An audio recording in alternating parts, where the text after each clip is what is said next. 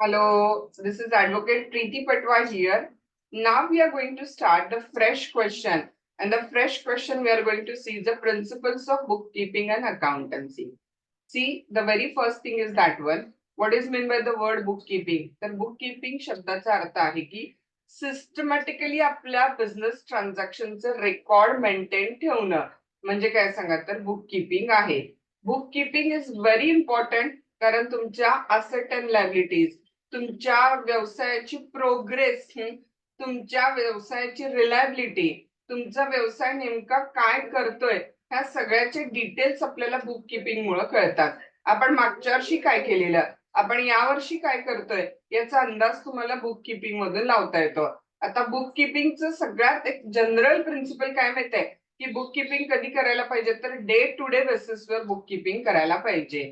आणि आता apart from that there are some principles of the bookkeeping. Okay, revenue principle, cost principle, objective principle, etc. So I'll share the notes with all of you and we will deal with the concept of or question of the principles of the bookkeeping. Okay, Roman 1 introduction. In a simple word इथे इंच्या आधी Roman 1 introduction द्यायची इथे. Okay, bookkeeping refers to the recording, classifying and summarizing the business transaction systematically. Okay, तुमच्या business ट्रान्झॅक्शनला systematically record, classify आणि थोडक्यात summarise करणं म्हणजे बुक किपिंग आहे.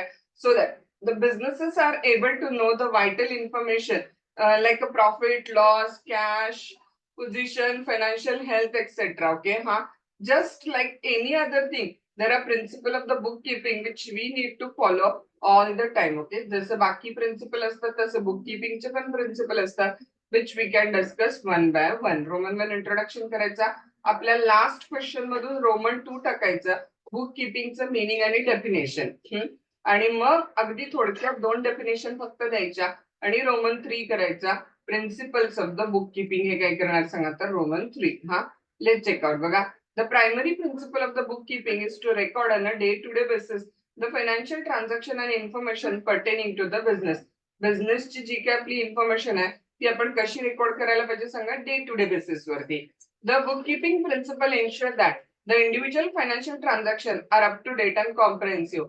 Also to provide the information from which account are able to be prepared. Book keeping principle काय करतात सांगा तर तुमच्या हिशोबाला अप टू डेट ठेवतात. Also provide the information from which account are to be prepared. So let's check out the different principle of the book keeping now. Give number 1 to the revenue principle. पहिलं principle कुठलं सांगा तर एक आकडा द्या त्याला.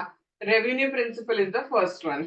The revenue principle defines the point in a time when bookkeeper may record a transaction as a revenue. Revenue principle तुम्हाला सांगतं की बुककीपरला कधी ट्रान्झॅक्शन रेव्हेन्यू म्हणून रेकॉर्ड करायचं आहे. In the books it state that revenue for the business is earn and recorded at the point of the sale. नेमकं कधी तुम्ही बिझनेसचा रेव्हेन्यू मिळवलाय, रेव्हेन्यू म्हणजे ते जे काय तुमच्याकडे आलेला पैसा, प्रॉफिट आहे. This principle states that revenue occur at the time when the buyer takes the legal possession of the items sold or services performed. ज्याला तुम्ही तुमच्या क्लायंटला सर्व्हिस दिला आपल्या वकिलांच्या भाषेमध्ये, तर त्यावेळेला काय अकर होते सांगा तर रेव्हेन्यू अकर होतो. This implies that the revenue is not necessarily at the time when a cash for transaction is accepted by the seller.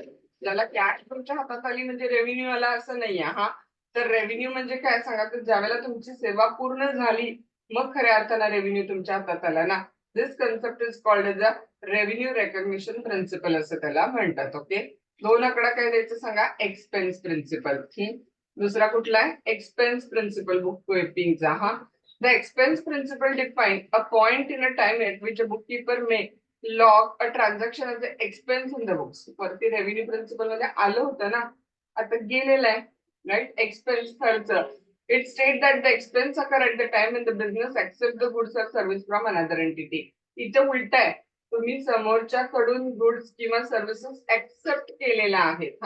आता लॉयरच्या पण ऑफिसला फर्निचर वगैरे किंवा मला प्रिंट आउट मारायला पेपर्स पाहिजेत, मग मी पेपर्स खरेदी केलेले आहेत. राईट, लॉयरने सुद्धा. मग मला तिथे काय झालं सांगा तर सर्व्हिस घेतली, गुड्स घेतले, म्हणजे एक्सपेन्स प्रिन्सिपल झाले ना तिथं. The logic behind this principle is that the expense occur when the goods are received or service is performed. ज्याला तुम्ही गुड्स रिसीव्ह केले, सर्व्हिस एक्सेप्ट केली, त्यावेळेला काय झालं सांगा तर एक्सपेन्स झाला 3 आकडा. मॅचिंग प्रिन्सिपल तिसरं कुठलं प्रिन्सिपल आहे बघा, matching principle is the third one. Okay, now see what it is saying. The matching principle propounds that when you record a revenue, you should record all related expenses at the same time. Matching.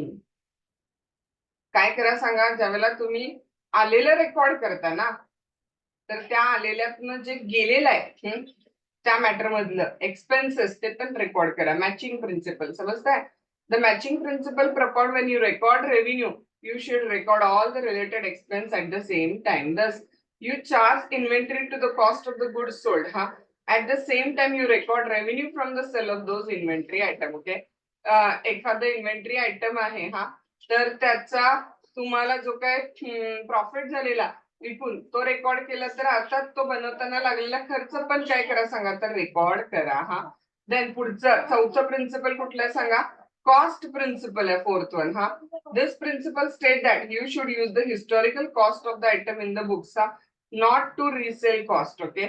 Let's say if the business own the property, such as a real estate or vehicle, then those assets should be listed as the historical cost of the property and not at the current fair market value of the property. समजता बघा, माझ्याकडे एक जागा आहे ज्याच्यावरती माझं ऍडव्होकेटचं office आहे.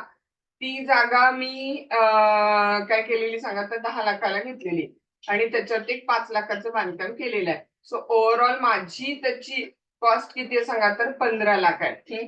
पण आता मार्केटमध्ये त्याची कॉस्ट जवळजवळ 50 लाख झालेली आहे. मग मी 50 लाख नाही मेन्शन करायचं माझ्या मध्ये, तर मी मेन्शन किती करायचं 15 लाख. ओके, बघा काय आलेलं तिथं. If a business on the property such as a real estate और vehicle, then those assets should be listed as the historical cost of the property. Historical cost, तुमची कॉस्ट, जुनी cost and not the current market value of the property. Done. Then पाचवं principal कुठलं बघा, ऑब्जेक्टिव्हिटी principal आहे. This principle that you should use only factual variable data in the book. Never the subjective measurement of the values. कुठला data टाका, factual data, व्हेरिफिएबल data म्हणजे ज्याला फेर तपास करता येतो. Even if the subjective data seems better than verifiable data should always be used. Verifiable म्हणजे कुणी क्रॉस चेक केलं तर त्याला त्याची सत्यता पडताळता येईल असं व्हेरिफिएबल डाटा घ्यायला पाहिजे तिथं. So in short last Roman द्यायचा चौथा कन्क्लुजन.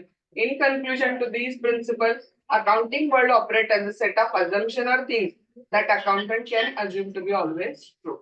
So introduction द्यायचं, bookkeepingचं meaning द्यायचं, बुककीपिंगचे प्रिन्सिपल्स म्हणून टाकायचे, बुककीपिंगचे वरचे प्रिन्सिपल टाकायचे, revenue principle, expense principle, cost principle, objectivity principle etcetera. Conclusion द्यायचं. बाय द वे हा क्वेश्चन तुमचा एंड होतो.